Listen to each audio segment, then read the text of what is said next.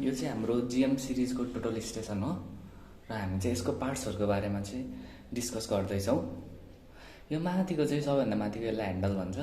यसलाई समातेर हामीले टोटल स्टेसनलाई उचाल्छौँ होइन, क्यारी गर्छौँ। यो चाहिँ ह्यान्डल लक स्क्रु हो। यो चाहिँ दुई साइडमै हुन्छ ह्यान्डल लक स्क्रु है। यो ह्यान्डल लक स्क्रु चाहिँ यदि लुज भयो भने चाहिँ हाम्रो ह्यान्डल र टोटल स्टेसन चाहिँ कम्प्लिटली छुट्टिन्छ है। त्यही भएर चाहिँ हामीले जहिले पनि ख्याल गर्नुपर्छ यो चाहिँ एकदम राम्रोसँग टाइट छ भनेर।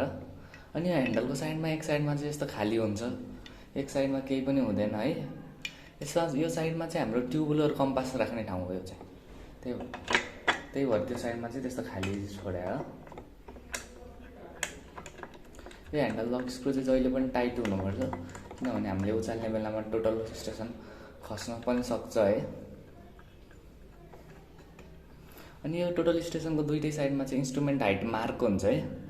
यस्तो दुईटै साइडमा हुन्छ। यो भनेको चाहिँ के हो भन्दाखेरि चाहिँ हामीले तल गाडीको पेगहरू हुन्छ नि, सेन्टरिङ गरेको ठाउँ हुन्छ नि, त्यहाँबाट हाइट नाप्ने बेलामा चाहिँ त्यहाँबाट चाहिँ इन्स्ट्रुमेन्टको यहाँसम्म नाप्यो भने चाहिँ इन्स्ट्रुमेन्ट हाइट दिन्छ। त्यही भएर चाहिँ यसलाई इन्स्ट्रुमेन्ट हाइट मार्क भनेको है। अब यो चाहिँ यहाँको चाहिँ यो चाहिँ ब्याट्री कभर हो है। यसलाई ब्याट्री कभर किन भन्छ भने हामीले यहाँभित्र ब्याट्री राख्छौँ। यो चाहिँ टोटल स्टेसनको ब्याट्री है। अब यहाँ हेऱ्यो भने चाहिँ यसमा यहाँ तलपट्टि तिनवटा पिन हुन्छ क्या। यो तिनवटा पिन हुन्छ अनि यहाँ चाहिँ तिनवटा होल छ होइन। यो होल र त्यो पिन चाहिँ एकै ठाउँमा पार्नु पऱ्यो।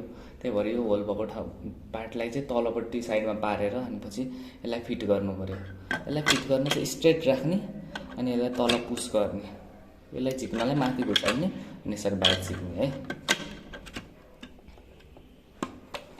अनि यसलाई चाहिँ डिस्प्ले युनिट भन्छ है यसको है। यो चाहिँ अब यसमा सबै डिस्प्लेहरू देखाउँछ, त्यही भएर यसलाई डिस्प्ले युनिट भन्यो। यो चाहिँ अपरेसन प्यानल हो है। हामीले सबै अपरेसनहरू यहीँ गर्छौँ। अब यहाँ तल चाहिँ हाम्रो सर्कुलर लेभल हुन्छ यहाँ छ है। यो सर्कुलर लेभलमा हेरेर चाहिँ हामीले यो बबललाई बिचमा राखेर चाहिँ यसलाई लेभल गर्छौँ है। अब यो चाहिँ अप्टिकल प्लमेट हो है। यसलाई अप्टिकल प्लमेट भन्छ। यसलाई अप्टिकल प्लमेट आइपिस भन्छ। यसलाई चाहिँ अप्टिकल प्लमेट फोकसिङ रिङ भन्छ है। अब यहाँबाट चाहिँ हामीले तल हेरिन्छ अनि सेन्टरिङ गरिन्छ है।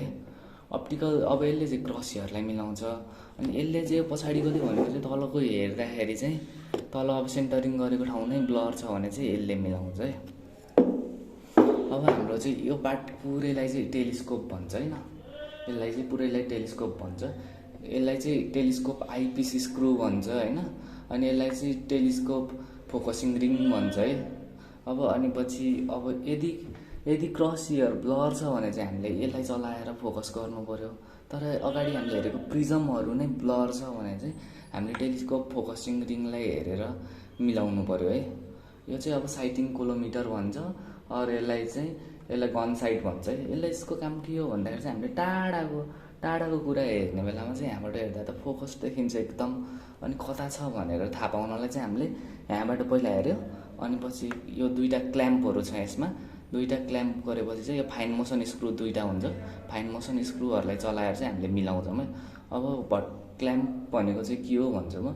यसले चाहिँ पुरै भर्टिकल मोसन टेलिस्कोपलाई पुरै रोकिदिन्छ है। त्यही भएर यसलाई भर्टिकल क्ल्याम्प भन्छ। यसले चाहिँ पुरै होरिजेन्टल मोसनलाई चाहिँ रोकिदिन्छ। त्यही भएर यो चाहिँ होरिजेन्टल क्ल्याम्प है। अनि यो चाहिँ फाइन मोसन स्क्रुले चाहिँ के गर्छ भन्दाखेरि यो क्ल्याम्प भएपछि बल्ल यो फाइन मोसन स्क्रुहरूले काम गर्छ होइन। यो फाइन मोसन स्क्रुले के गर्छ भन्दाखेरि चाहिँ यसलाई थोरै मात्र तल माथि गर्नु पऱ्यो भने फाइन मोसन स्क्रु गर्ने, अनि पछि थोरै लेफ्ट राइट गर्नु पऱ्यो भने फाइन मोसन स्क्रु चलाउने दुइटैको है। तर यो पुरै झल्लाउनु पऱ्यो भने यसलाई मुभ गर्ने बेलामा चाहिँ यो पुरै क्ल्याम्प नै खोल्नुपर्छ। यो क्ल्याम्प खसेपछि चाहिँ यो मुभ हुँदैन। यसको पनि यो क्ल्याम्प खोलेपछि यो मुभ हुँदैन। यसलाई चाहिँ पुरै खस्नु पऱ्यो। यसलाई पुरै खस्नु पऱ्यो है। अनि अब यहाँ छ युएसबी पोर्ट है। युएसबी पोर्टमा चाहिँ अब हामीले यहाँ युएसबी पेन ड्राइभहरू राखेर डाइरेक्ट डाटा यसको एक्सपोर्ट गर्न मिल्छ, एकदम सजिलो हुन्छ। अनि पछि यसको त्यहाँ माथि चाहिँ रिसेट बटन पनि हुन्छ है। यो रिसेट बटन भनेको चाहिँ यसको यदि हार्डवेयरमा प्रब्लम आयो भने त बनाउनै पऱ्यो। अब यदि यसको सफ्टवेयरमा प्रब्लम आयो भने चाहिँ यो रिसेट बटनमा चाहिँ यहाँ यसको पिन हुन्छ, त्यसले यहाँभित्र इन्सर्ट गरेपछि चाहिँ यो चाहिँ रिसेट हुन्छ है। त्यो बेलामा चाहिँ आफ्नो डाटाहरू चाहिँ एक्सपोर्ट गरेको राम्रो है। अब यसमा चाहिँ एउटा गाइडलाइट भन्ने हुन्न है।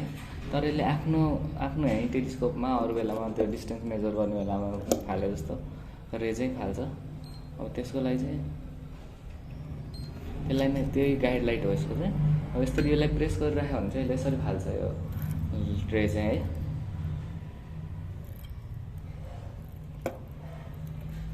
यस्तो गरौँ।